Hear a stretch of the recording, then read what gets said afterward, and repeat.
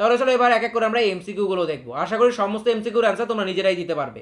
প্রথম যে এমসিকিউটা এখানে রয়েছে, question number 1, the caliper use for finding the centre of round bar is called. অর্থাৎ যেই ক্যালিপার ইউজ করে আমরা কোনো রাউন্ড বার বা রাউন্ড জবের সেন্টার পজিশনটা বার করতে পারি, সেই ক্যালিপারটাকে কি বলা হয়? কি বলা হয় তাকে বলা হয় জেনি ক্যালিপার, তাই তো নাকি?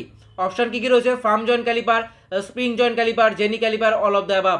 আমরা উত্তরটা কিন্তু জানি জেনি ক্যালিপার। এই জেনি ক্যালিপারে কিন্তু আরও অনেক নাম রয়েছে, hermaphrodite calliper, leg and point calliper বা অড লেগ ক্যালিপার। ক্লিয়ার? মনে থাকবে। পরবর্তী পয়েন্টটা আমরা কি, পরবর্তী প্রশ্নটা আমরা দেখবো, question number 2, which of the following types of caliper is use to mark lines parallel to the inside and outside edge. অর্থাৎ ইনসাইড এবং আউটসাইড যে এজ জবের, সেই জবের আউটসাইড এবং ইনসাইড এজ বরাবর প্যারাল লাইন টানতে পারবো না কোন ক্যালিপারের সাহায্যে? অপশন দেখো, outside caliper, inside caliper, firm joint caliper, jenny caliper.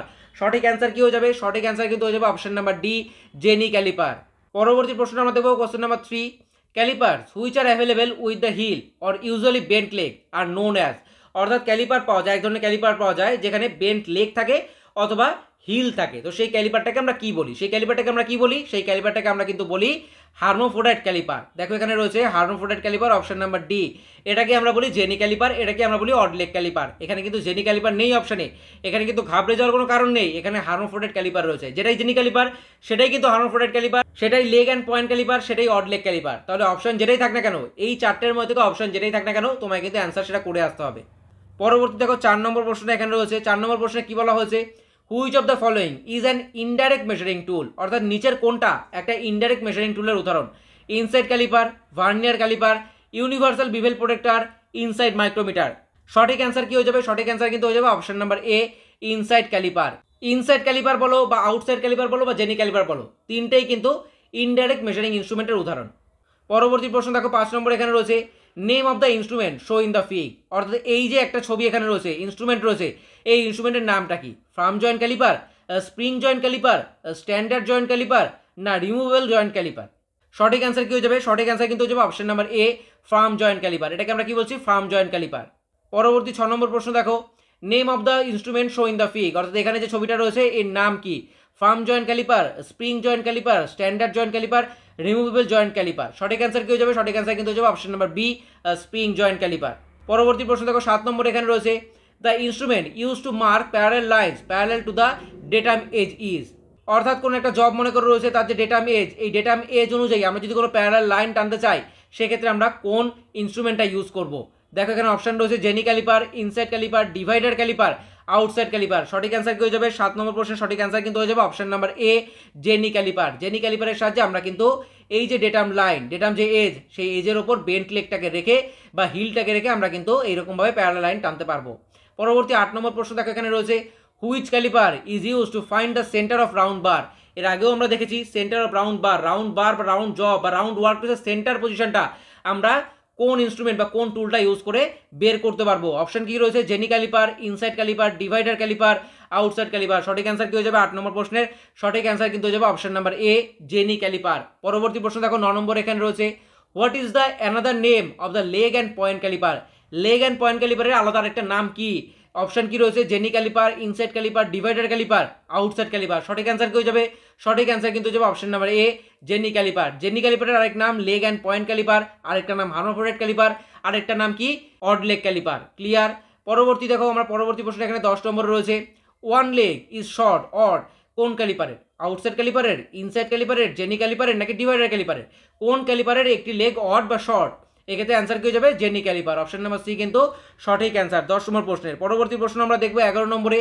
পরবর্তী প্রশ্ন থাকে 11 নম্বরে এখানে রয়েছে, the caliper meant for measuring the width of a slot is. একটা স্লট মনে করো এখানে একটা জব রয়েছে, একটা জব আমি ড্র করছি, একটা জবের এইটা মনে করো ইনসাইড পোর্শন, ইনসাইড একটা স্লট, সেই ইনসাইড যে স্লট এখান থেকে এই পর্যন্ত তোমায় মাপটা নিতে বলা হলো, এখান থেকে এই পর্যন্ত তোমায় মাপটা নিতে বলা হলো, সেক্ষেত্রে কোন ক্যালিপার তুমি ইউজ করবে? Outside caliper, inside caliper, jenny caliper নাকি অড লেগ ক্যালিপার?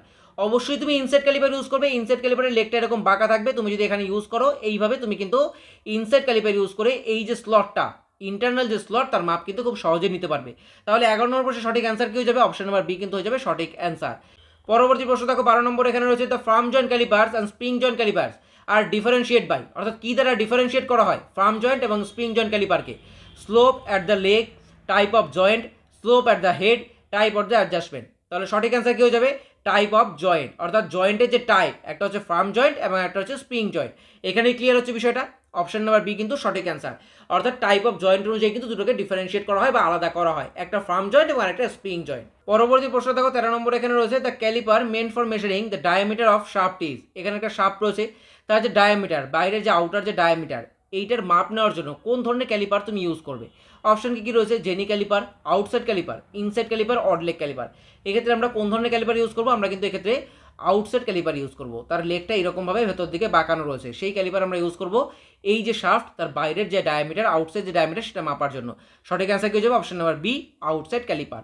পরবর্তী প্রশ্ন দেখো এখানে রয়েছে name of the part of the jenny caliper indicated by X in the figure. অর্থাৎ এখানে এই যে এক্স দিয়ে একটা পয়েন্ট মার্ক করা হয়েছে, এই পয়েন্টটার নাম কি বা এই পার্টটার নাম কি? Point leg, heel, joint leg না বেন্ট লেগ? এটার নাম কি? এটা হচ্ছে বেন্ট লেগ। দেখো এখানে এই যে লেগটা, এই লেগটা কিন্তু স্ট্রেট রয়েছে। এখন এই যে ডিভাইডার পয়েন্টের যে লেগটা, সেটা কিন্তু স্ট্রেট রয়েছে, তবে এই লেগটা একদম নিচে গিয়ে কিন্তু বেঁকে গেছে, বেন্ট লেগ, তাই এটাকে বলা হচ্ছে বেন্ট লেগ। ক্লিয়ার হচ্ছে? আবার এক্ষেত্রে এটা যদি বেন্ট থাকতো এবং এটা যদি স্ট্রেট থাকতো, তখন এটাকে আমরা কি বলতাম? এটা হচ্ছে বেন্ট লেগ এবং এটা হচ্ছে স্ট্রেট লেগ। ক্লিয়ার? বোঝা গেল বিষয়টা? পরবর্তী প্রশ্ন দেখো এখানে রয়েছে callipers are made of. Calliper কি দিয়ে তৈরি হয়? Tool steel, carbon steel, mild steel নাকি ব্রাশ? কি দিয়ে তৈরি হয়? অবশ্যই কিন্তু এমএস বা মাইল স্টিল দিয়ে। তাহলে অপশন সি কিন্তু এক্ষেত্রে হয়ে যাবে সঠিক অ্যান্সার। তাহলে আশা করি পুরো বিষয়টা ক্লিয়ার হয়েছে। এমসিকিউর অ্যান্সারগুলো তোমরা নিজেরাই করতে পেরেছো এবং সম্পূর্ণ এই পিডিএফটা তোমরা কিন্তু ডাউনলোড করতে পারবে, একদম ক্লাসের নিচেই থাকবে, সেখান থেকে গ্রুপে তোমরা কিন্তু ডাউনলোড করে দেখতে পারবে। তাহলে আজকের ক্লাসে এ পর্যন্তই। তোমাদের সাথে দেখা হচ্ছে পরবর্তী ক্লাসে। ভালো থেকো, সুস্থ থেকো। Best of luck all of you guys. Thank you.